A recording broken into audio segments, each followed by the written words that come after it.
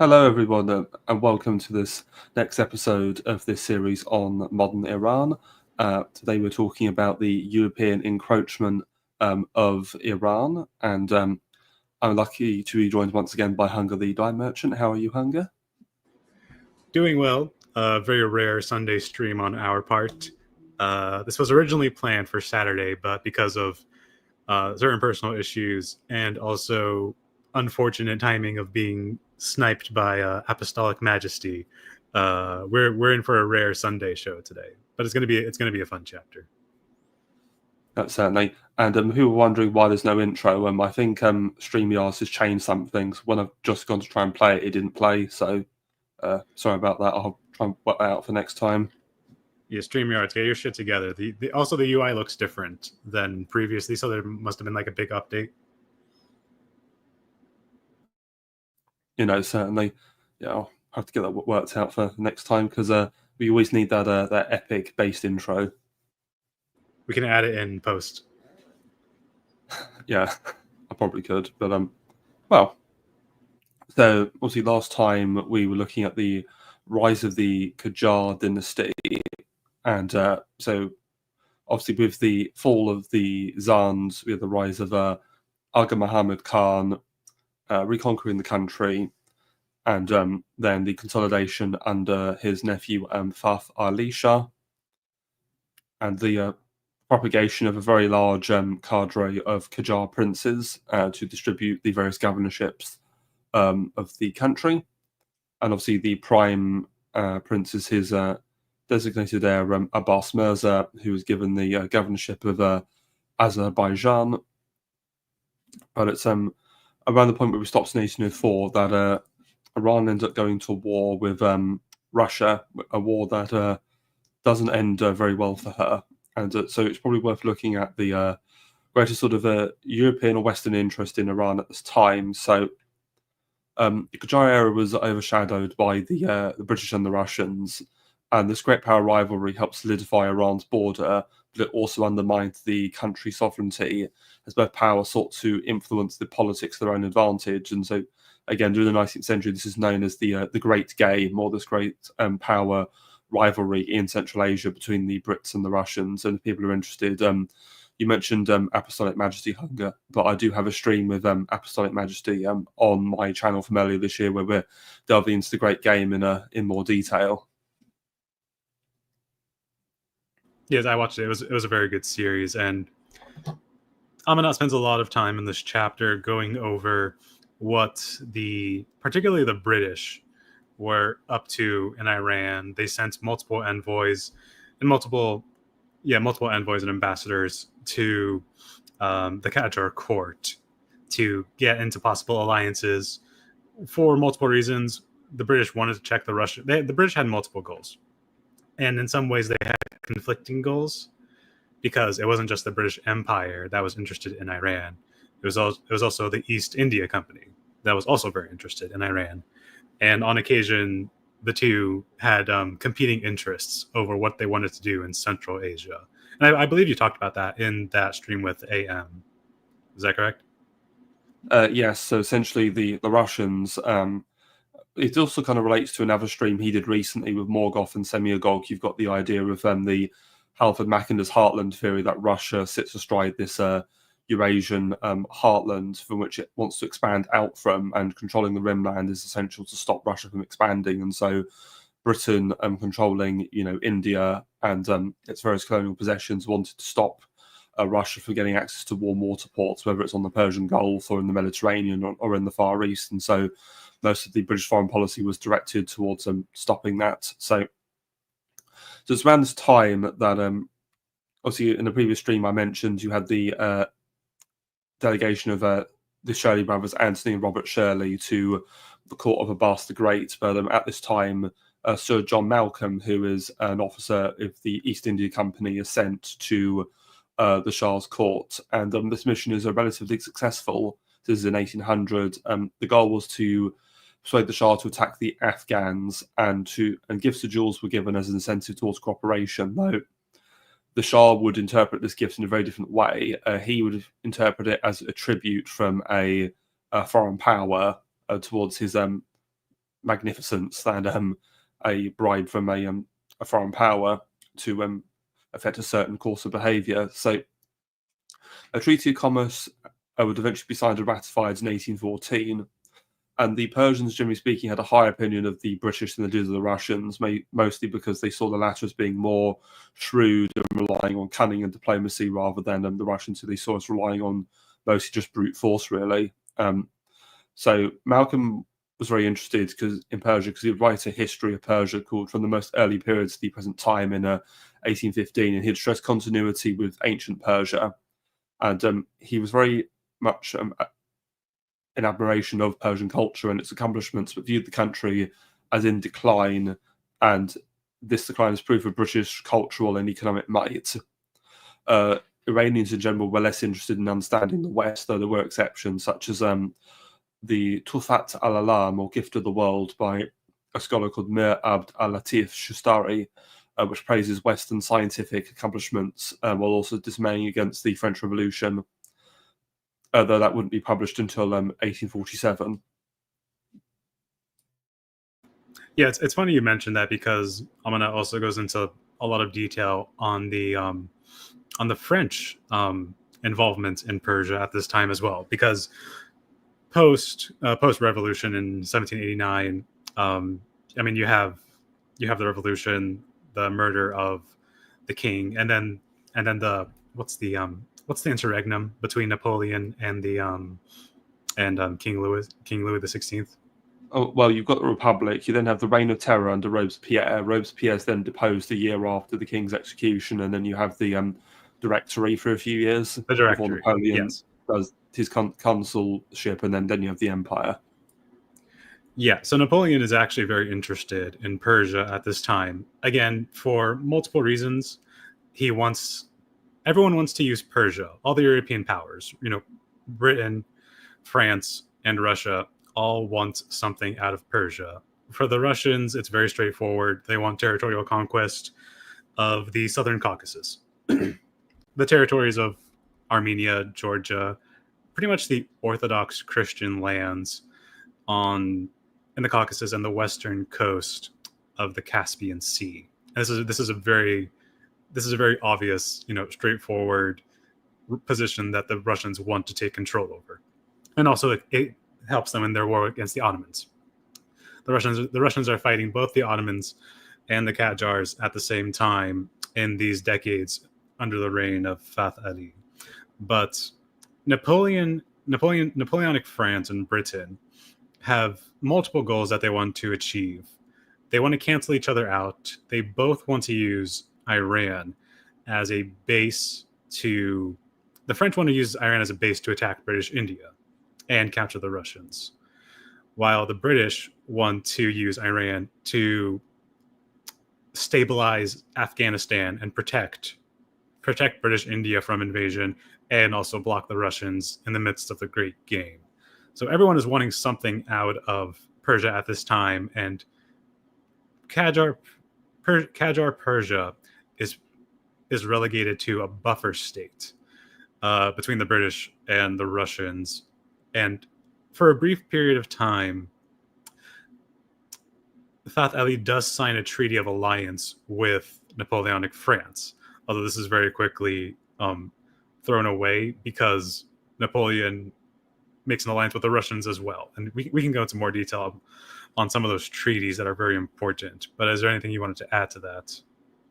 Well, there's just a bit from the Modern Iran book I actually wanted to read, and then we can kind of further elaborate on that. So, Russian menace and European rivalries. For Qajar Iran, the strategic value of an alliance with England was primarily the ability to withstand the Russian threat. By 1801, Tsar Alexander I reaffirmed his predecessor's seizure of Georgia over the objection of a few of his advisors. What made the southern drive appealing to the Tsars was in part a desire to place Russia on an equal footing with other European powers in the race for colonial gains.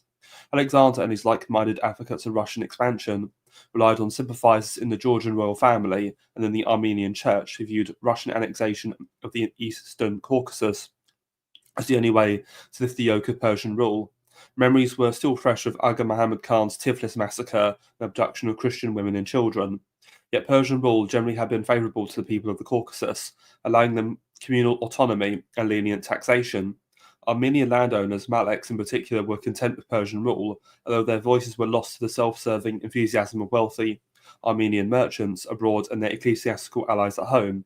Similarly, a faction of the Georgian ruling elite viewed decentralized Iranian suzerainty as a blessing, while another faction was lured by the idea of Russian protection. By 1803, Russia claimed sovereignty not only over Georgia but also over all other Iranian possessions east of the river Kura, provinces coveted for their silk production. In response, the government of Tabriz under Abbas Mirza began to exert greater control over the remaining provinces of the Caucasus. But even the Qajar governor of Yerevan, who had already anticipated Russian intervention, was not willing to yield. The first round of the Russo-Persian War, which began in 1804, were sporadic raids by Iranian irregulars into the interiors of the Caucasus, were aimed at reasserting Qajar authority. The Russians ominously retaliated in campaigns organised from Tiflis. For 7 years thereafter, the two parties, Russia and Iran, engaged in campaigns for control of the region north of the river Aras. During the early phase of the war, the Iranians often emerged victorious. By 1807, they had been able to repulse the Russian onslaught, slaying the Russian Governor-General of Tiflis, in a move much celebrated for its symbolism and recapturing nearly all the Caucasian provinces except for Georgia. Despite the arrival of Russian reinforcements in 1810, a Qajar general defending Yerevan managed to repel the Russian offensives and capture a substantial number of prisoners of war. The new Russian commander-in-chief was obliged to ask for a peace treaty. Yet the Persian gains remained unconsolidated, and in a matter of just 3 years, the fortunes of war were reversed. In October 1812, at the Battle of Aslanduz, on the banks of the Aras River, some 120 miles north of Ardabil, the Russians, despite their numerical disadvantage, struck a heavy blow to Persian forces. Qajar methods of irregular warfare were incompatible with modern Russian tactics. Reforms of the Qajar army along the European model were too little to have any effect. Then there was the questionable loyalty of local vassals in the Caucasus, some of them of Qajar blood. They were as defiant of Qajar rule as they were resistant to Russian control. By October 1812, Napoleon's disastrous invasion of Russia had reached its final stages, making the victorious Russians now more confident, capable of striking a heavy blow to their southern nemesis. The Treaty of Turkmenchay, concluded with British mediation in October 1813, granted Russia nearly all of the eastern Caucasus north of the river Aras, and Russia annexed the whole of Georgia and southern Caucasian provinces of Baku, Shirvan, Karabakh, Darband, Derbent, and Ganja. Only Yerevan and Nakhchivan remained in Iranian hands. The treaty also gave exclusive rights to Russia to maintain a naval force in the Caspian Sea, in effect exposing northern Iranian provinces to future Russian exploits. By way of conciliation, the Tsar recognised, albeit ambiguously, Abbas Mirza's claim as the rightful heir to the Qajar throne, while promising at the same time not to interfere in any potential succession disputes over the Persian throne. So, just to move forward a bit, so here is a map. So the red frontier you see was the border in 1801 between the Qajar Empire and Russia, and the Treaty of Gulistan you see pushes the border down to this black line. So, as he says, you lose half of Georgia, you've lost Dagestan, you lose most of Azerbaijan, and a little bit of Armenia. So this was a complete humiliation for Persia, and he mentions there that this was negotiated with the British. Well, just going back, here we've got Sir Gore Ouseley. So he was a member of Sir John Malcolm's mission. He had been made the actual ambassador to Persia in 1810, and he's the chief architect of the Treaty of Gulistan. And so another point to mention is that I mentioned in that little reading there, the Battle of Aslanduz in 1812.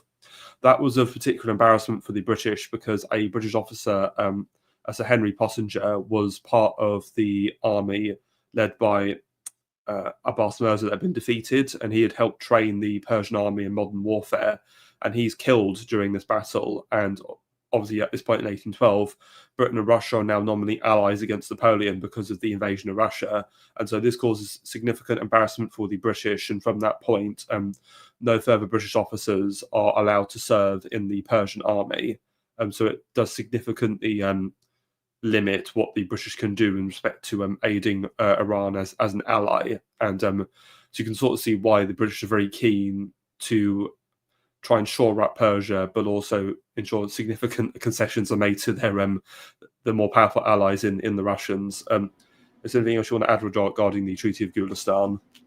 Yes, because the treaty was signed in 1813. The war kind of kicks off in 1804. So just go back to the beginning. Georgia is nominally a vassal or suzerainty of Qajar Persia. But in 1801, the Russians do annex Georgia proper into the Russian Empire. And as you mentioned, this was somewhat controversial among different Georgian elites that wanted. Some elites preferred the semi-independence of the suzerainty versus the full annexation of the Russian Empire at that time. But regardless, in 1801, Georgia is annexed into the Russian Empire. And then the skirmishes with Qajar Iran start in 1804, culminating into the actual war in 1812. This is only actually, the war kicks off just pretty much maybe a month or two after Napoleon's withdrawal from Moscow. So as these are going on, the Persians believe that, okay, Russia is occupied by Napoleon and is busy right now, and so this war kicks off. But by the end of Napoleon's expedition to Russia and his withdrawal from Moscow, the Russians are back on the leading foot and take the initiative to turn the tide in the Southern Caucasus. Again, they invade eastern Georgia. They invade all of Azerbaijan. They get pretty close to Tabriz, because if you have a wider map of this region, Tabriz is not that far away from this area we're talking about in the Gulistan Treaty. And it's also funny you mentioned, just to go off on a little tangent, the British had been training the Persian military in modern European tactics. The French were also training the French were also training the Persian military in modern European tactics at the same time, and this culminates into Abbas Mirza's new army. I don't have the Persian name for that at the time that they gave to the new army. The Nizam-e-Jadid, or the new army, so here's Abbas Mirza on the left, but on the right here. So what's really interesting with this war, Hunger, is that it was by no means a guaranteed Russian victory, because it was very much back and forth. The Persians almost always held a numerical superiority over the Russians. And as you see here on the right, the Battle of Sultanabad, which is in 1812, this was a crushing Persian victory over the Russians. And this was only a year before the end of the war. So things only really went badly for them in that last year after Napoleon's invasion was not back. And the army of Abbas Mirza did perform relatively well, and it should be noted that he was largely inspired by the reforms of the Ottoman Sultan Selim III and Mahmud II, because they had their own version of the Nizam-e-Jadid, or again, new army, just spelled slightly differently. No, absolutely. And this new army that was trained by both the British and the French, it's important to note that Abbas Mirza was not just the son of the Shah, he was also the crown prince, and as a part of the Treaty of Gulistan, his succession to the Qajar throne was confirmed by the Russians. The Russians would not support any other usurpers or claimants to the Qajar throne except Abbas Mirza. And again, like his army, his personal army, the army of Tabriz and the Iranian Azerbaijan, did perform very well. It was the other troops, the auxiliary troops, and the other armies of the Northern Caucasus that did not perform well in this battle. Another thing that this new army introduced was standard European uniforms. The Persians were more used to tribal clothing. It was more about there wasn't a distinction in dress between people who served in the military and people who were civilians. So it was more of a ragtag kind of insurgent type of aesthetic, because this obviously comes from the tribal customs of Persia at the time. But this introduces, the modern European dress, the red coat, the blue pants. I don't know if the red coats and the blue pants. You can see that in the middle of this painting, were the Qajar military forces, and this is the making of a modern professional army in Persia according to European standards. But at this time, the Russians are much more advanced. Russia is an enormous empire in the time of 1812 when this war really kicks off, and it brings to light in Iranian consciousness that Russia is not just a great power, but Russia is a world power, capable of sustaining 2 wars on 2 different fronts against much larger armies. And this causes kind of a crisis of confidence in the regime of Fatih Ali. And did you want to add anything else to that? It should be noted that during this period of 1804 to 1813, the Russians are also at war with the Ottomans in the Caucasus as well. And of course, they're at varying points at war with France. They're also at war with the Swedes because they conquer Finland. So, yeah, the Russians have these multi-front wars going on all over their empire. You know, Alexander I is always looking for opportunities to expand and push the frontiers. And it should be noted that with the Caucasus, one of the reasons he wants to is that obviously Russia lacks that very few natural barriers. So obviously Moscow is along the North European plain. So other than a few rivers, there's no real physical barriers. So by capturing this Caucasus region, you get the Caucasus Mountains, giving you a nice, strong southern flank to secure one of your fronts. And that was the main reason they wanted it. No, absolutely. And also you can't, it was an easy target for the Russians, just in the same case as with the Ottomans, because the Ottomans and the Persians had divided the Caucasus, but the majority population at that time, I mean, particularly Georgia and Armenia, was a majority Christian Orthodox population. And, you know, Russia being an Orthodox power found this very convenient to find local elites who were willing to switch sides against their what's the word? Their overlords. Like what is a word for like when there's a vassal, and then what's the word for the person who controls the vassal? Well, you know, overlords. Fair enough. Yeah.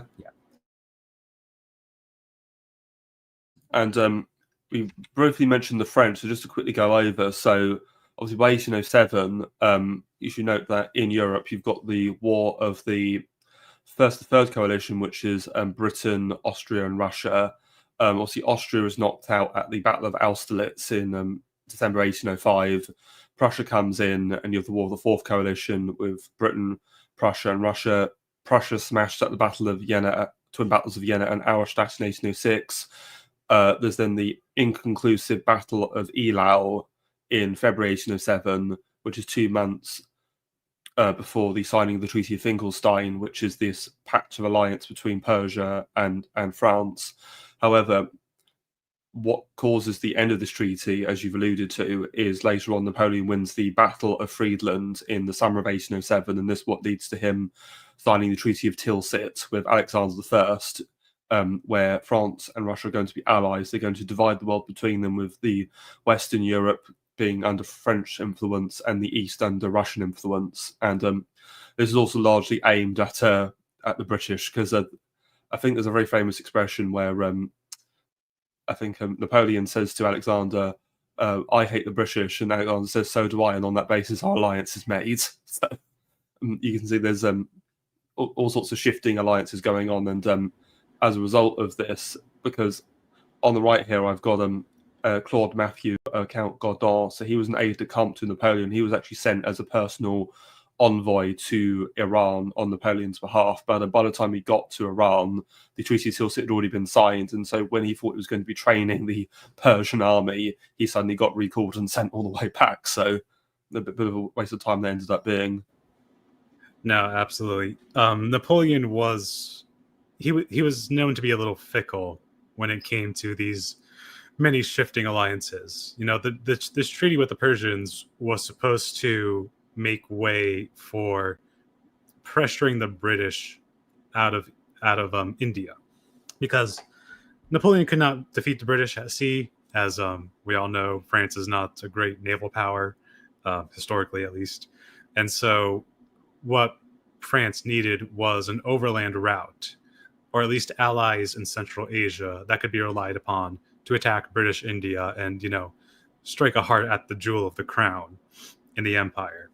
And given that like his treaty with Russia pretty much canceled out his promises he'd made to Fat Ali, because he had promised Fat Ali, he had promised support for the reconquest of Georgia, which Fat Ali was very interested in, because Georgia in the Caucasus was a very rich province in the Qajar Empire. It produced most of the silk, most of the Persian silk that, that produced a lot of money for the state.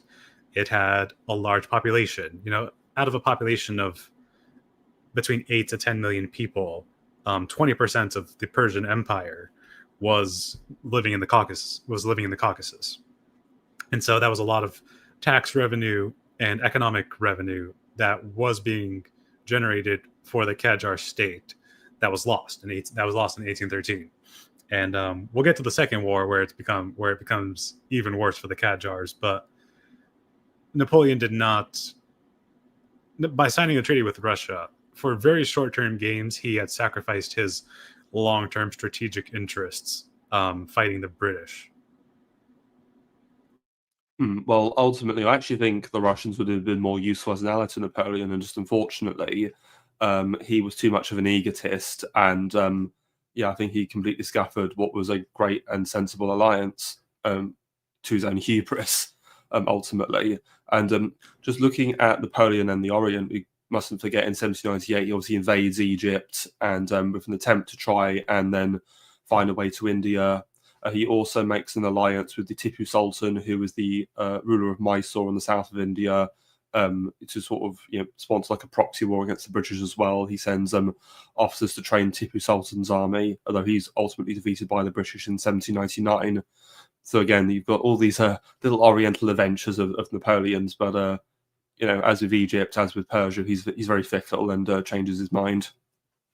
No, that's true. I don't believe Napoleon had a grand strategy for the Levant, the Middle East, and Southern Asia in the way he did have a grand strategy for the European continent. And that was just, France cannot do everything at once. As much of a great power as it was, it didn't have that reach overseas that both the Russians and the British had in Asia.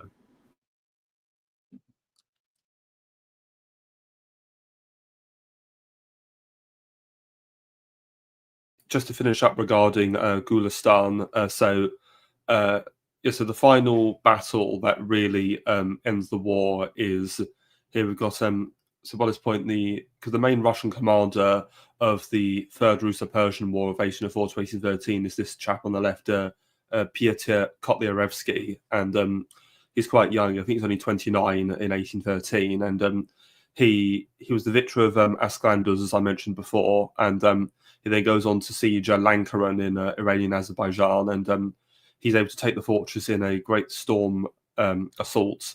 However, this was a very bloody battle because I think the Russians lost 2/3 of their men, and he himself suffered such serious injuries that he never commanded forces in the field again. So a bit of a Pyrrhic victory for him personally, but also goes to show the lengths the Russians were able to go to push their objectives. Yeah, and this was, as we mentioned, it was too early for the Qajars. They hadn't modernized their army enough outside of Abbas Mirza's Tabriz force. Outside of Abbas Mirza's force, the rest of the Persian army wasn't modernized enough, and Russia was just snowballing and getting steam from here. The second Russo-Persian War would be much more decisive and much quicker and more decisively than the first one. The Russians were weak for a brief period of time because of Napoleon, but that advantage was not going to last very long. And Russia was becoming, as I said, a world power, and Persia was being relegated to a regional power. No, certainly. And what I think is really tragic about the Second War, which we'll get to in a bit, is that this First War, I think, was a bit hard to avoid. and there was a very real chance Iran could have won that conflict. The second war, I think, was completely avoidable, and sadly, something they very much blundered into. But before we get to that, it's probably worth looking at the build-up. So, and also another point, you mentioned that the Treaty of Gulistan, the Russians recognize Abbas Mirza as the heir to Farfali. Well, there's also an interesting clause, because fundamentally, well, what's the point of this? Well, it's to ensure that because there's so many Qajar princes, especially brothers of Abbas Mirza, who are rivals of his. In my view, the Russians are certain that when Farfali dies, there's almost certainly going to be a succession crisis, and by shoring up Farfali in this way, they just gives them an excuse to invade Iran again and perhaps extracts even more out of the country. No, that's definitely the case. But we'll get to the second war in a minute. But I wanted to talk about one thing. Going back to the interests of the British versus the interests of the East India Company. There's a passage in the book I want to read just briefly from that passage. Let me just find it 1 second. Talking about.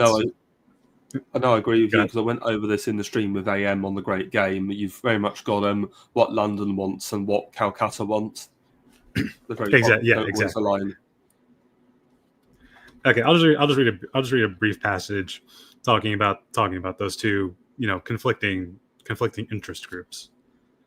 London's chief objective was Britain's security in Europe through an anti-French coalition, one that must include Russia.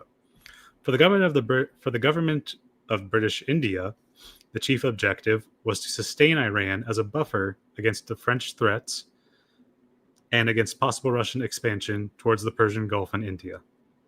The two objectives finally were reconciled during the 1811 mission under Sir Gore Ouseley, the British Crown's special envoy to Iran, who managed to exert greater influence over the Shah and the court. Abbas Mirza's administration had already welcomed the British officers who accompanied Malcolm from India as partial fulfillment of the earlier British commitment to support Iran. By 1810, they were serving on the Caucasian front, along with the Iranians, and training soldiers in the art of European warfare. The British government refused, however, to pay the monetary assistance it had promised. Article 4 of the Anglo-Persian Definitive Treaty of Defensive Alliance, renegotiated in 1808 by Jones and finally ratified in November 1814 by Britain, stipulated, in the case of any European nation invading Persia, should the Persian government require the assistance of the English, the Governor-General of India, on the part of Great Britain, shall comply with the wish of the Persian government by sending from India the force required, with the officers, ammunition, and warlike stores, or, in lieu thereof, the English government shall pay an annual subsidy. It is hereby provided that the amount of the said subsidy shall be 200,000 tomans annually. It is further agreed that the said subsidy shall not be paid in case the war with such European nation shall have been produced by the aggression on the part of Persia. So, in short, the British were interested in this alliance with the Persians, but they wanted many caveats. They would not support Iran on an offensive war in the Caucasus, but if Iran were to be attacked in a defensive war, they would support Persia.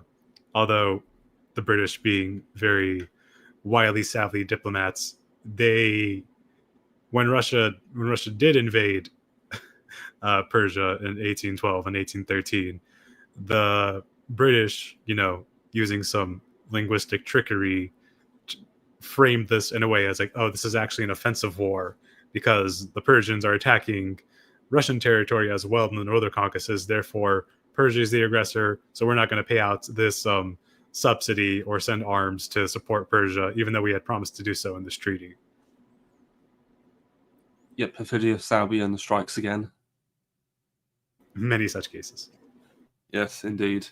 And so just to look up at the lead up to the fourth Russo-Persian War and the Treaty of Turkmenchay.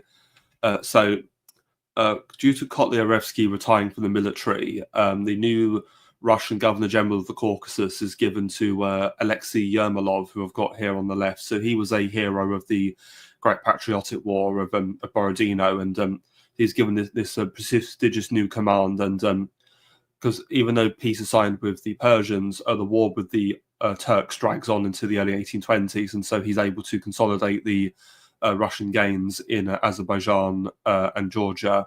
And because at this point, you've many of the tribes who weren't Christian, like the Circassians, for example, are constantly rising up against the Russians. So he's got to crush these uprisings and beat the Ottomans, and he's able to really secure a nice firm position for the Persians. Well, sorry, not Persians, the Russians in that region into the 1820s. And another point we need to look at in terms of how we get to this. Sorry about that. So, yeah, in terms of getting to this next war, there's another element we need to look at, which is the we have to look at the domestic theatre in Iran and the rise of the Mujtahids. So, what can you tell us about the Mujtahids, Hunger? Briefly, the Mujtahids were these Shia religious scholars. You know, the word pretty much translates from jurisprudence, and so this is again the rise, as we've said many times over the course of this series. You know, there are times and periods of Persian history where the clergy rises in power and exerts a lot of social influence over both the society and the government as well. And the Mujtahids are exactly this type of clergy.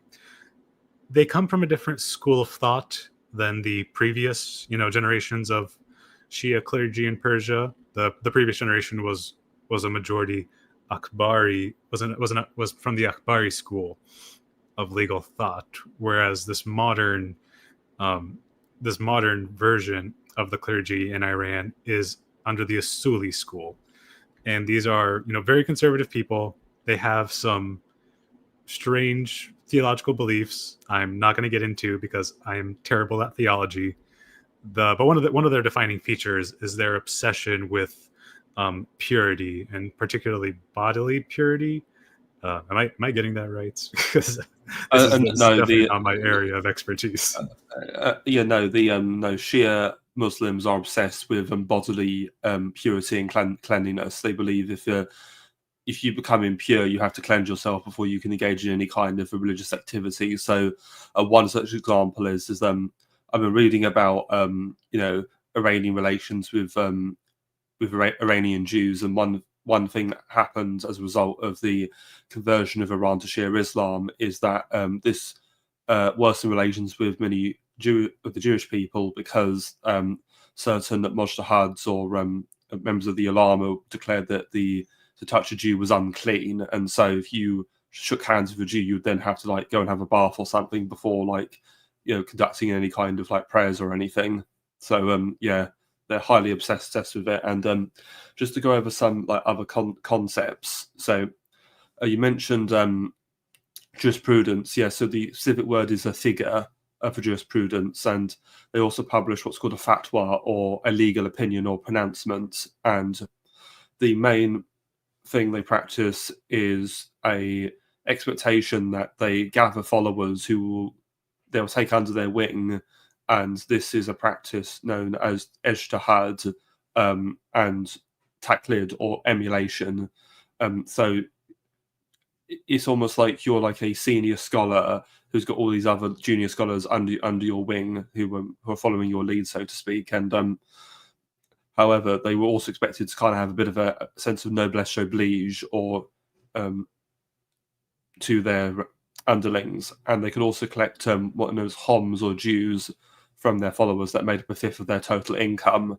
And the Qajars largely accept the Mujtahids as they wanted their blessing due to a lack of defined descent, because none of the Qajars are Sayyids, or can trace the descendant back to the Prophet Muhammad or his bloodline.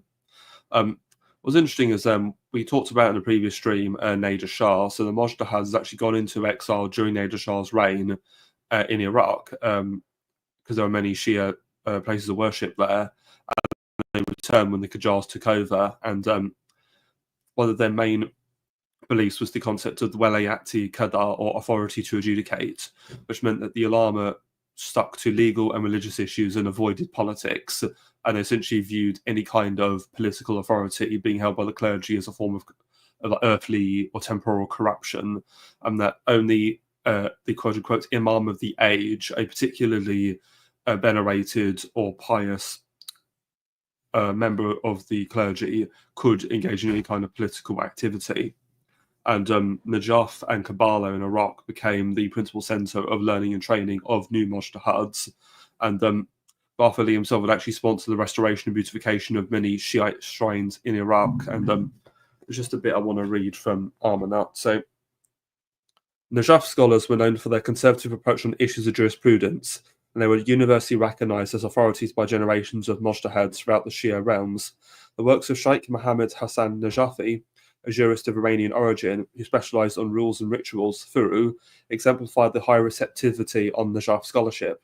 His major work, Jawahir al-Kalam fi Shara'i al-Islam, The Jewels of the Words in Explication of Religious Laws of Islam, was a 44-volume compendium of Shia religious rules and rituals based on the work of the well-known 13th century jurist Muhakkik Hillel.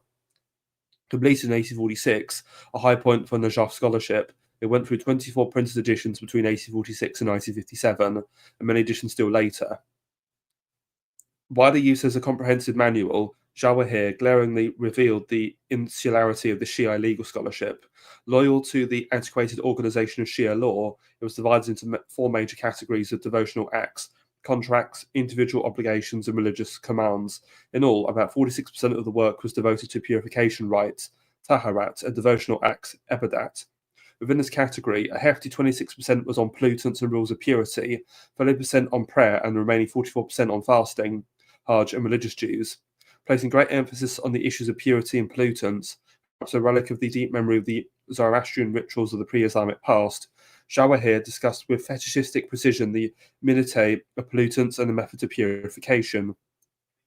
Scatological cleansing in particular, including ritual purging of traces of urine and excretion, as well as menstrual discharge and other tainting bodily fluids. A sexual intercourse, corpses and pollutant animals received overzealous treatment. Sounds all rather prudish, doesn't it? Other polluting... No, indeed, yeah. Yeah. A bit too much detail. Other polluting situations, such as... It's very Talmudic in a sense, actually. They go into extreme detail on, bodily the handling of bodily excrement, sexual relations. This is very Talmudic in a sense. It's like there is an answer and a question for every type of human interaction with the impure. And this also extends not only to the Jews, but also to all the infidels. And there's a very famous chapter on jihad and the war against the infidels, and coming from a very puritanical perspective that the Asuli school particularly was very focused on. And this also kind of ties into their... We're gonna get to this, but I'll let you continue. But like this type of theological background makes them more nationalistic, but also makes them more supportive of jihads against the heathens, in this case the Russians, because they are not Shia Muslims. Sorry, Infernal, tabs back in. WTF is going on. Yeah, I don't blame you, Infernal. Weird stuff going on. Yeah, so other polluting situations, such as coming into contact with the religiously impure, including infidels, were also discussed at length. Beyond cleansing and devotional acts, some 24% of Jawahir discussed the laws of contract, okud, to include marriage and trade, and 21% individual obligations, ikahat, such as methods and rules governing inheritance and divorce. By contrast, only 9% of the compendium was devoted to the commands, akam, of which the most significant was the enforcement of the penal code. Operating on the Islamic principle of enforcing the good and prohibiting the evil, harsh penalties, hudud, and laws of retribution, kesas, were prescribed, including lashing, stoning, and beheading for such breaches as drinking, playing music, gambling, homosexual relationships, out-of-wedlock intercourse, and prostitution. What was most remarkable about Najafi's comprehensive treatment was the preoccupation with individual behaviour and the means of controlling and policing it. This ritualistic aspect, on civil or public conduct, interested the Shia jurists over the centuries of little, if any, deviation. What determined the Sharia primarily and predominantly were rituals and individual conduct, not the modern sense of law. Remarkably, despite jurists' great emphasis throughout the Qajar period on the methodology of law, as evident in the field of usul al-fiqh, the traditional division of legal categories remained firmly in place. Inaccuracies in defining contract versus individual obligations versus religious commands remained unresolved, and the two categories of approbated, mustahab, and reprehensible, maruk, the grey areas of the law, so to speak, were preserved. Most striking, Shia legal concern never extended to the areas of public law or attempted to define the social rights and obligations of the individual in the modern sense, nor did it make the faintest attempts to define the boundaries of state power. Instead, it adamantly adhered to the rituals and rules that regulated the life of the individual. Even then, it remained notoriously bookish and out of touch with the realities of the society it was supposed to serve. A vast number of intricate cases discussed in Jawahir, as in all compendiums on fiqh, were purely academic and had little, if any, practical implications. More than anything, they represented their authors' legalistic obsessions and the scholastic acrobatics of the madrasa environment in which they were produced. So essentially, they were all engaging in a kind of theological, mental gymnastics.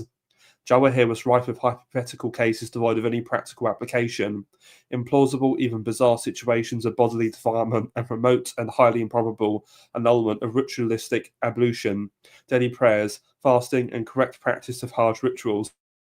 Like most scholastic and exclusive teaching environments, it was as if these elaborations were to impress jurist counterparts and rivals in the madrasa, rather than having any useful purpose even for jurists' own students and training as mujtahids. Yet, despite rising rivalries and bickering among the jurists, at moments of crisis the ulama felt their duty to defend the survival of the Sharia, what they called the kernel of Islam, Islam, even at the cost of contesting the state. Such interventions, however, were far less common and far more anecdotal than some modern apologists for the authority of the ulama versus the Qajar state would like us to believe. Contrary to the popular images of the ulama as champions of the weak, most mujtahids were supplicating subjects of the Shah and emirs of Qajar rule. At no time before the end of the 19th century did any Shia mujtahid of any significant question the legitimacy of the temporal rulers at the time. The few who did protest the government's action, such as during the Reggie protest of 1891 and 1892, against the concession granted by the Qajar state to a British company, did so at the urging of political activists and only briefly and on specific issues.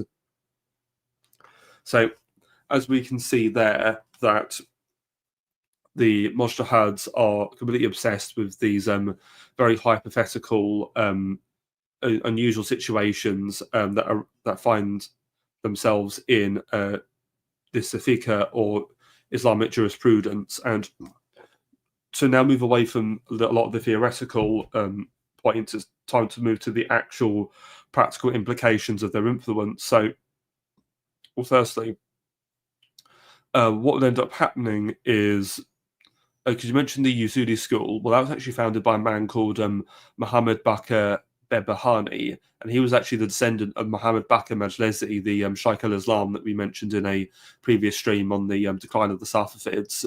And he was referred to as Fahid, or unique one, and the Mujaddid, or renovator, and he was able to eclipse the Abari school and established a network of mujtahids throughout Iran. And most mujtahids were actually trained amongst very young boys in poor villages that went through many years of arduous education. They would then return to the cities of Iran to build a constituency and amass fame and wealth. One notable Asuli mujtahid was Sayyid Muhammad Bakr Shafti. He was given the title of Hujjat al-Islam, or Proof of Islam, which was normally reserved for the Imam of the age who I mentioned previously. So he made his fame in Isfahan and was notable for many harsh legal opinions, and he personally executed 70 people he had sentenced to death and campaigned against the consumption of alcohol and prostitution. He'd also appropriated disputed awqafs, or charitable endowments, and acquired many properties, including shopping alleys, villages, and farms. He also engaged in money lending, despite it being a haram practice, and would confiscate any collateral upon default. And also, what's quite unusual is clergy are not typically associated with wealth in Iran, but this would change with the Mujtahids. And Shafi was actually quite well read. He was also engaged in diplomacy with the likes of Muhammad Ali, the Ottoman governor of Egypt, and Sir John Malcolm himself, though this was largely to manipulate Iranian foreign policy to suit his own advantages. This fall would come at the hands of Manushir Khan Muhammad al-Dawla, the governor of Isfahan, who restrained Shafti's lutis or brigands in his control of the market and the judicial affairs. So, as we're seeing, what the Mujtahid eventually are is they're a form of, I can only describe them as clerical mafia, because they have these fanatic followers in these various urban locations. They have these lutis or urban brigands who go around extracting income and protection from the local inhabitants. And if they don't get their way, they encourage their followers or lutis to chimp out and commit acts of violence and brutality to get their way. So I would say they're pretty much the only equivalent would be like, imagine if the Sicilian mafia was run by, like, I don't know, monks or something. No, that's absolutely true. And you mentioned the that Shafti would expropriate a lot of property, targeting people who were, I guess, not Shia enough or not religiously, committed enough. And he was not a unique person in this case. The Asulis and the Mujtahids amassed a lot of wealth from people who were, like, for example, irresponsible landlords in the countryside. They would amass this land and property that was very unusual, at that time, taking over the social role that these other classes were abandoning in their responsibility. In another sense, they were a mafia, was because they established this huge patronage network through the madrasas, and the madrasas are the religious schools and seminaries. Most of them are based in Ottoman Iraq, for like the cities of Basra, Najaf, and Karbala, which are all very, very important cities to Shia Muslims. These madrasas would educate men from the Iranian countryside in the Asuli school of thought, send them back to Iran, and, as you said, start trouble and take over land, property, and certain governmental functions. And the Qajars were fine with this because they needed the legitimacy of Shia clerics to, prop up their rule. The Qajars were not, they did not have that line of succession that the Safavids did. They didn't have that royal legacy and legitimacy that the Safavids did, and so they needed to rely on the Shia clerics and the ulama to secure their power. No, certainly, and Bartholomew was generally very tolerating of the role played by the Mujtahids, and he supported them by validating their tenure and property that they'd acquired control over, and he granted them many tax exemptions. But there was an interesting challenge is with the penetration into Iran of many Westerners, there was actually a Christian missionary called Henry Martin, and he was an evangelical preacher, and he would engage in theological debates with Mujtahids, and he failed to convert anyone, but one significant victory was he was able to get published the first Persian translation of the New Testament, and it would become one of the first widely printed books in Iran. And so that was a significant challenge to the traditional religious authority that you've literally got this heretic text being published.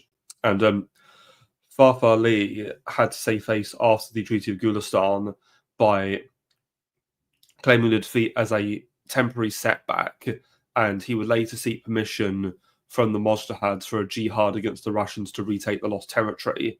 And there was the publication of a pamphlet called Jihadiyya, or On Jihad, and it was stated it was the duty of all Muslims to defend the realm from aggressors, which allowed for a mass mobilization, but it took the initiative away from the Qajar and Farfar Ali and towards the Mujtahids for the promotion of war. So again, it's the loss of the monopoly of violence from the temporal to the spiritual authorities. And which is also now another catalyst that caused the fourth Russo-Persian War and the Treaty of Turkmenchay, was Yermolov here on the left. So he was governing from Tiflis of Tbilisi, and he enters into a dispute with Abbas Mirza over the terms of the Treaty of Golestan. He claimed that Golestan had awarded Russia the Yerevan in Armenia, and the Persians denied this. And so Yermolov decided to be rather bold, and he militarily occupies Yerevan.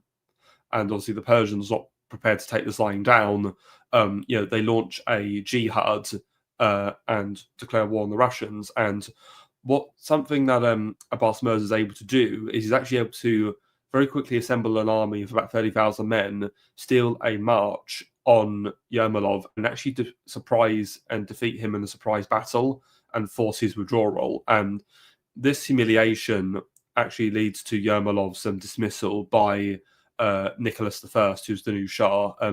Yermolov had been a favourite of Alexander I, but when Nicholas I comes in 1825, he was not really a fan of Yermolov, so he uses this defeat as a pretext to remove him.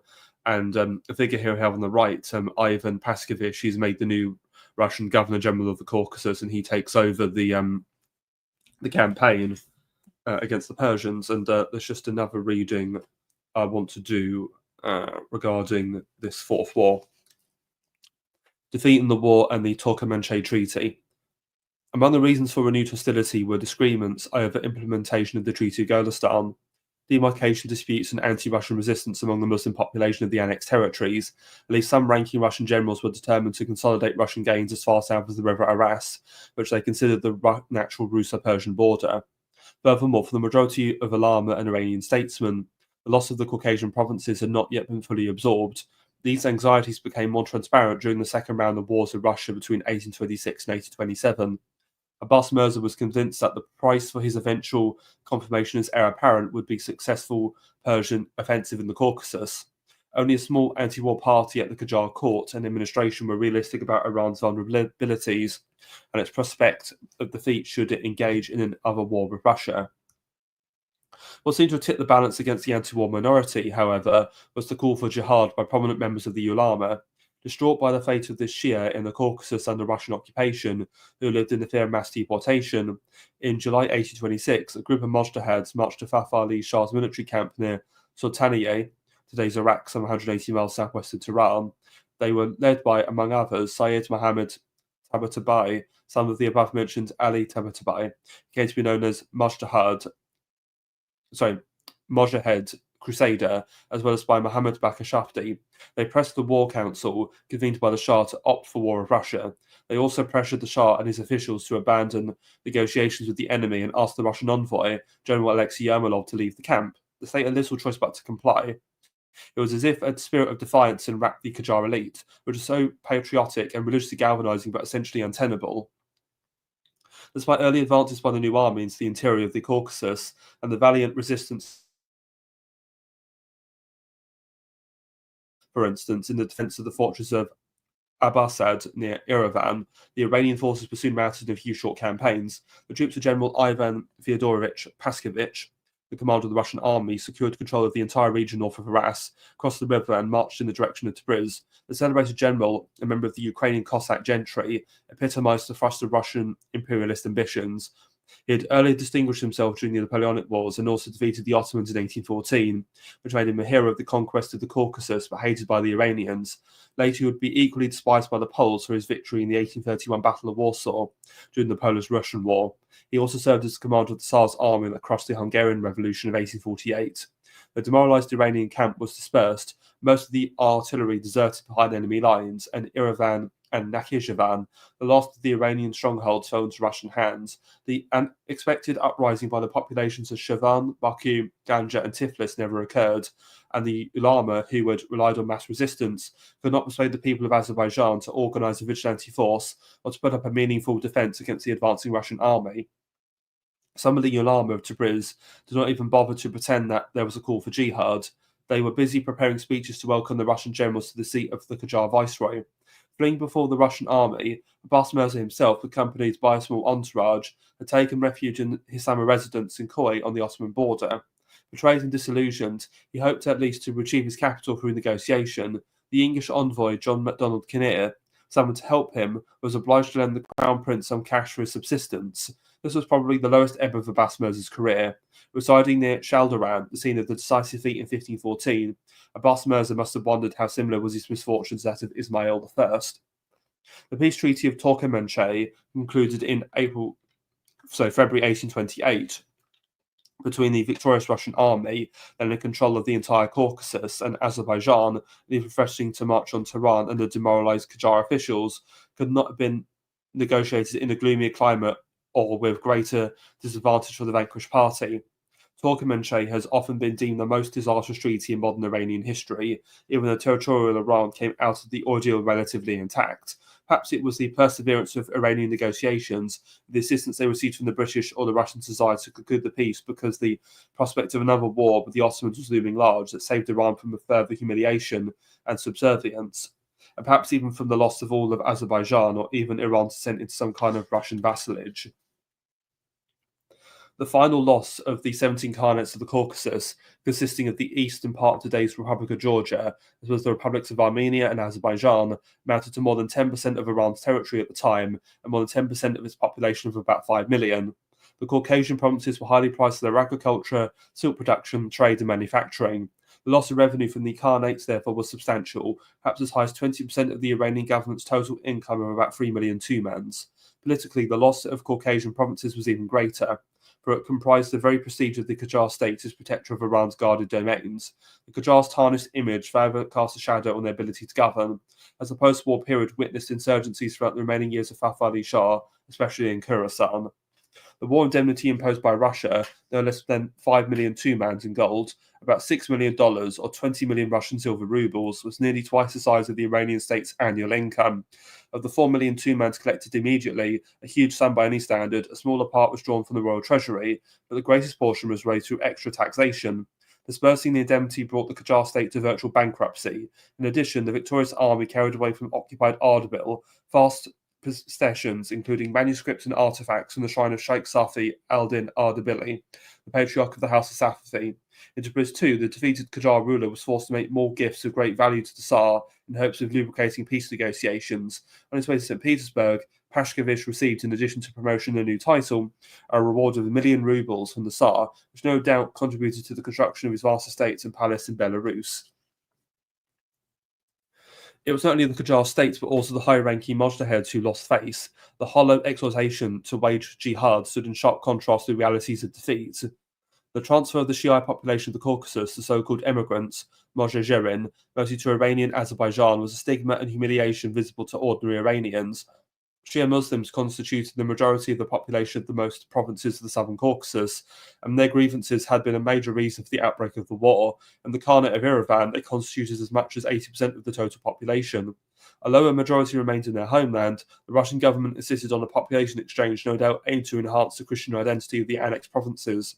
Over the course of the population exchange, a substantial segment of the Armenians, mostly from Iranian Azerbaijan, left their homeland to settle in Yerevan province under the Russian aegis, while some of the Shiite population of the Caucasian provinces immigrated to Iran.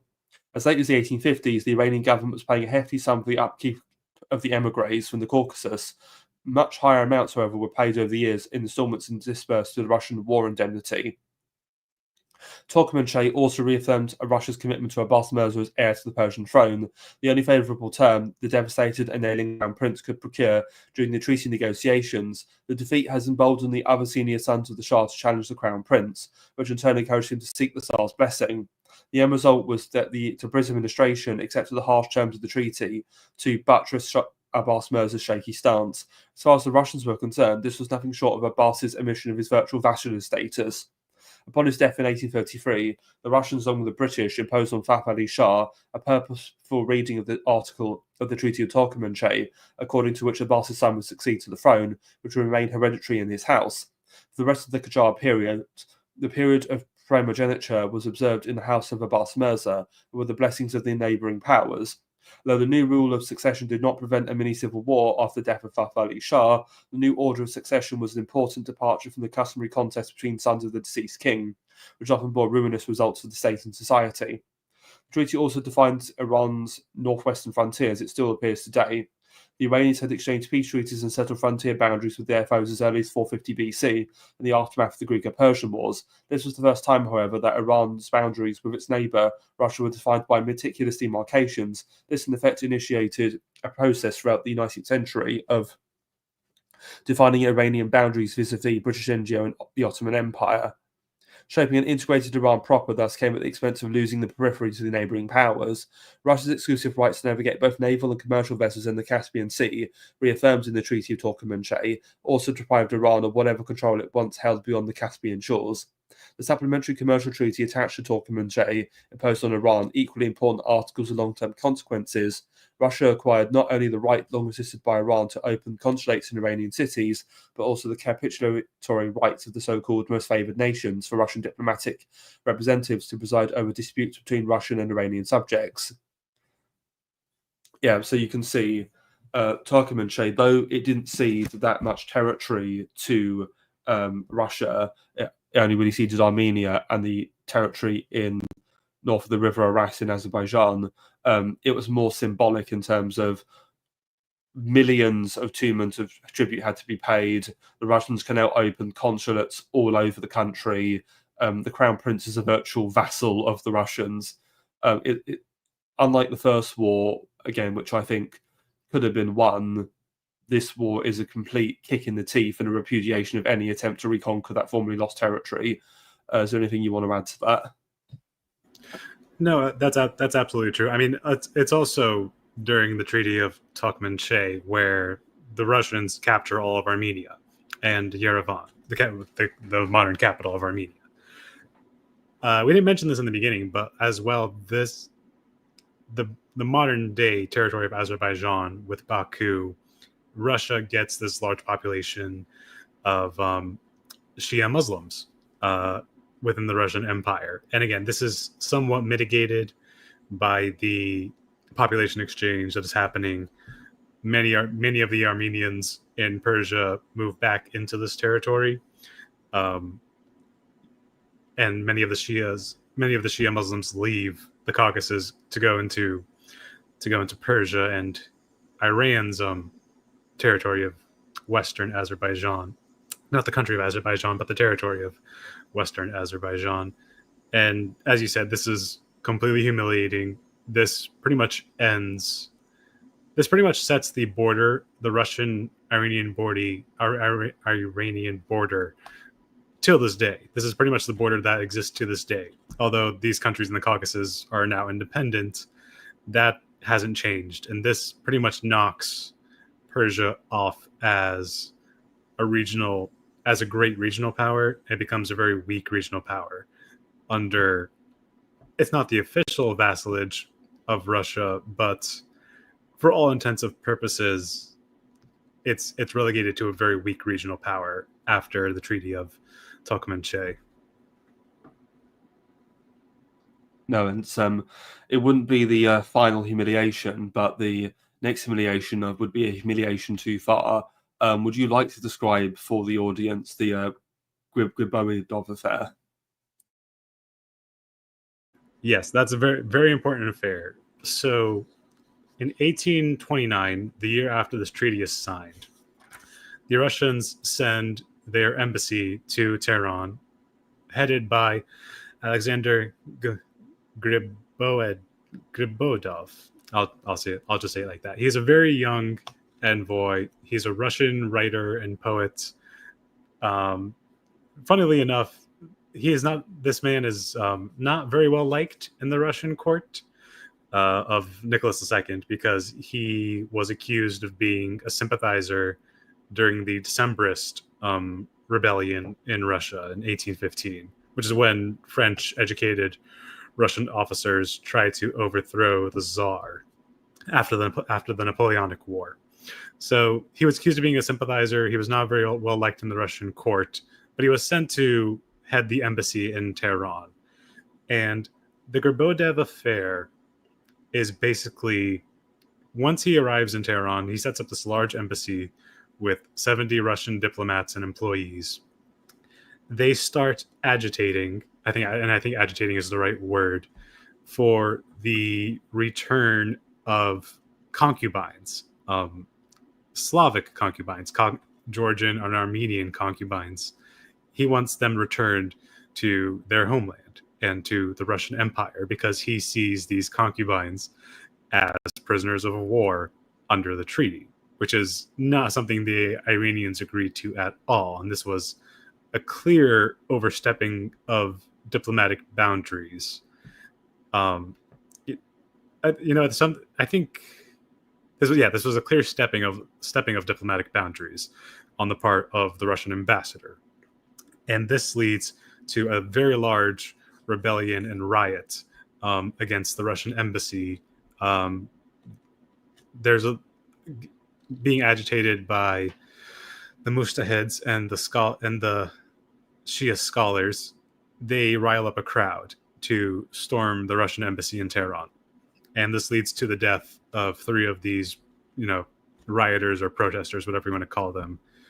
And then they retreat, reorganize, and come back in even larger numbers and overrun the entire Russian embassy, leading to the murder of Alexander Griboyedov and the entire Russian diplomatic staff. Out of the 70 diplomats and employees in the Russian embassy in Tehran, only 1 man is left alive out of those 70 people. And this is very big diplomatic, powder keg. But given Iran was very fortunate to escape the consequences, this was more than enough casus belli for Russia to start a 5th Persian War and probably take even more territory, take Tabriz, and knock on the door of Tehran in response to this absolute diplomatic fiasco of the murder of the Russian ambassador. But at this time, Russia is at war with the Ottomans. The Iranians apologize and send more money to Russia, in apology for this incident. And they blame it out. This was not at the behest of the government. This was at the behest of uppity, just uppity gangs that were radicalized by these religious scholars. And so the diplomatic shitstorm dies down. And so is there anything else you'd like to add to that? Well, it should be noted that Farfar Ali and Abbas Mirza are incredibly nervous after this happens because, as you said, they're thinking, please, we don't want to go to a war with Russia again. And Abbas Mirza, to comply with this request for hostages, offers his own son and actually sends his son to the court of Nicholas I as a hostage to try and paper over the cracks, so to speak. And this visit actually goes off quite well for him. And what's also interesting is Nicholas I was actually that bothered because he didn't like Griboyedov. His death was actually, the Persians have actually got rid of someone I didn't like. So, okay, I guess I'm kind of thankful that they've rid me of this annoying idiot. So, well, the Persians did not know that, so they were, they were, I guess, very, very nervous that this diplomatic incident would lead to another war. But like I said, Alexander Griboyedov was accused of being a Decembrist, and Nicholas, after that rebellion of the Decembrists in Moscow, was not a very big fan of people who were sympathetic to that cause. No, and as I said, also war of the Ottomans meant they didn't want to overstretch or lose all the territory they just gained. So, I think the lesson here was you can defeat and humiliate a people, but you can't push them too far, otherwise they'll chimp out on you. Exactly. The inciting incident of this whole affair that led to his murder was the Russian demand for the return of these, concubines who were most likely Orthodox Christians, most likely of Georgian and Armenian extraction. And this is very personally offensive to the Qajar elite who own these concubines, for lack of a better word, in their houses. These people had probably been forcibly converted to Islam, and so they were being asked to give back their own property and also give back these people who had converted to Islam. And this was just not tolerable in the Iranian social and religious, I guess, justification. No, certainly. And what should be noted as well is Mirza Masih Tehrani, who was the Mujtahid who would riled up the crowd. He's actually exiled to Iraq for the Griboyedov affair. So so punishments were meted out. What was ended up happening is, as a result of the humiliation, there were several tribal uprisings throughout the rest of Farfali's reign until his death in 1834. And Abbas Mirza spent the last few years of his life just essentially campaigning around Iran, consolidating, and his new army were able to crush many of these uprisings, and it also freed many Iranians that had been captured as slaves by raiding Turkmen over the frontier. Though Khorasan would remain a troublesome region and wouldn't be fully integrated until the 1850s. And it's actually during this campaign into Khorasan that Abbas Mirza finally dies in 1833 at Mashhad, and tragically predeceasing his father by only a year. So he never becomes Shah himself. And he's remembered fondly in Iran as a modernizer and also a patriot. And there's been comparisons with him to Muhammad Ali in Egypt and Mahmud II of the Ottoman Empire, and these great kind of Muslim modernizers and who wanted to westernize and their respective empires. And so, because he's the Ottomans and Egyptians, he sent students to Europe to study medicine and engineering, and he also invited many learned European men to his court at Tabriz.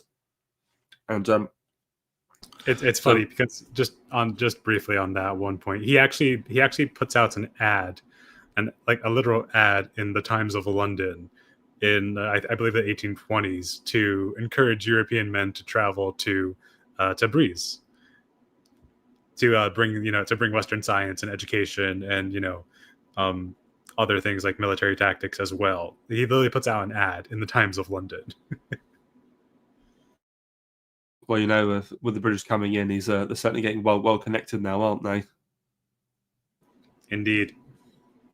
And just a final point. So, Farfar Ali himself dies in 1834, whilst on the campaign to reclaim arrears from his son, one of his other princes, who's the governor of Fars, who would reneged on paying or delivering any taxes that were owed. And so he goes on a campaign to rein his own son in, which shows how much of a mess the Qajar princes were, because he had that bloody many of them.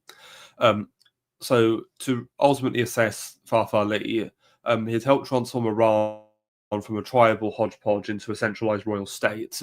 He'd also helped revive the silk and cotton industries, and also invested in architecture. However, upon his death, the realm would be plunged into a succession crisis, and ultimately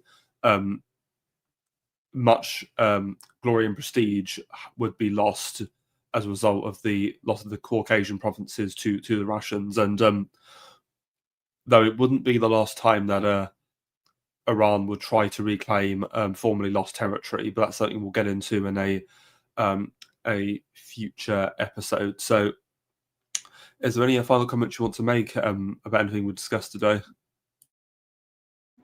Yeah, the reign of Fath Ali is a very interesting reign, because we've pretty much talked about almost all of the bad that has happened under his reign, which is he's most known in Iranian history for the major defeats by Russia in 2 successive wars. That's the stain on his entire legacy. But in other areas, and given where Iran would go even more downhill from here, his reign was actually quite successful. It was the beginning of the modernization into a 19th century monarchical rule, instead of these tribal alliances of a hodgepodge nation, as you mentioned. And this was the beginning of the modernization. His he was very known for having a very decadent court and very concerned with like the aesthetics and the riches. But his legacy of losing the wars with Russia, with bankrupting the nation, kind of offset some of the other many positives that he had, like the stability of his reign. He reigned for a very long time. He reigned for a period of, I want to say 39 years, was it? 37, 1797 until 1834. Yeah, it's a very long reign in Iranian history. It was for the most part very stable. The core of the Persian territory had been preserved and centralized, but this came at the expense of the peripheries. It came at the expense of the peripheries due to the Turkmen, the Russians, particularly, and this just leads to a much more diminished Iran, but a much more, demographically stable Iran, as in another sense as well. But again, a very economically weakened Iran. So it's mostly not remembered very fondly in Iranian history, particularly today. No, certainly not. And Turkmenchay, that treaty, there's actually an expression in Iran that Turkmenchay is a byword for sellout. So if you're being like screwed over in like a deal, it's called a Turkmenchay. And in fact, the word's also used to describe any kind of diplomatic negotiation Iran engages in. So, for example, when Iran's engaged in several attempts with the West to come to like a deal on its nuclear program domestically by principalists or hardliners, it's called, oh, that's it, you're going to sell us out. This is another Turkmenchay treaty, another sellout to the Europeans or the West. No, indeed, this is their version. This is the Persian Versailles. In their mind, the war reparations and the loss of territory and prestige was just irrecoverable from this point. It's pretty much the Persian Versailles. Yes, and another point to mention is that obviously this is the separation of the Shirvan or northern Azerbaijan away from Iran, and so now you've got this renegade province, which is because again, back in the day, other than silk, the Shirvan was a bit of a backwater. I mean, Baku was a town of only a few thousands, but of course the Russians would later find oil there, and it would become a boom town region. And so, Azerbaijan is now also in alliance with Israel, and very much you can almost say that this former province of theirs is being weaponized against them. No, absolutely. Understanding the modern Caucasus region is, you have to understand the Treaty of Turkmenchay to understand the modern Caucasus and how the Russian Empire, captured this territory, yes, but also had to deal with these many competing ethnic groups. For example, the Shia Muslims, the Armenians, the Azerbaijanis, but even other peoples like the Dagestanis and the Georgians, which is still like a semi unresolved conflict with Russia to this day. The Georgian status of Abkhazia and northern Ossetia. This is still a very tumultuous region, as we've seen with the wars between Armenia and Azerbaijan. So this is a very critical time period to understand why we are in the situation we're in today, particularly in the Caucasus. No, certainly, thank you. And that's where we're going to leave it for today. Next time, we will be looking at the reign of Fath Ali's grandson, Mohammad Shah, and looking at the various sort of economic and political reforms of his reign, and also looking at the Herat question, the Iranian attempt to reconquer Herat, well, the first attempt anyway, and then also looking at the search for what's called alternate Shiism and the Babi movement. So if you're interested, give that a watch. I'm not quite sure when that will be. It'll probably be next month at some point, but we'll announce it when we get a date and plan. So is there anything you'd like to show, Hunger, before we get out of here? You can just follow me at Twitter at HungerDye, DYE. That's all I have to show for this week. And have a great day, everybody. Happy Sunday. Happy Sunday indeed. And in terms of this channel, next Tuesday, I'm going to be rejoined by Mr. Mellon and Mr. J. Ford, and we're going to be doing a finale of the series of millennial culture streams I've been doing. And hopefully we're not all going to die of cringe. That's next Tuesday at about 9:30. And also next Saturday at about 8 p.m. In the evening, British time, I'm going to be very lucky to be joined by none other than Mr. Peter R. Quinones, where we will be looking at Iran. We'll be discussing the modern diplomatic relations between Iran and Israel. So if you're interested, give that a watch as well. Will tie in very nicely with this stream of modern Iran you've been doing, Hunger. So not any super chat. So thank you everybody for watching, and good night.